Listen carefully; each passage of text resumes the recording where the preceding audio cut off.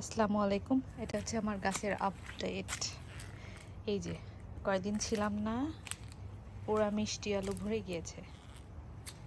এরপরে হচ্ছে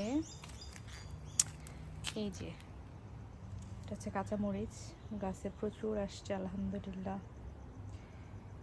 এই যে তারপরে কচু তো কেটে একদম শেষ করে ফেলেছিলাম। এই যে আবার কচু উঠছে, ওই পাশে কচু। আর এই যে বরবটি আসছে কিছু, আর এখানে করলা অবশ্য তুলে ফেলা হয়েছে, বেশ কিছু হয়েছিল। করলা গাছ হয়তো মারা যাবে, বুঝতে পারছি না, কিন্তু স্টিল আছে। এটা হচ্ছে বেগুনের ফলনটা একটু কমে গেছে, এই যে। তারপরেও আছে এখনো অনেক পাতা প্রচুর। এই যে এই পোকাটাতে পাতাটা খায়, এমন বদমাস পোকা।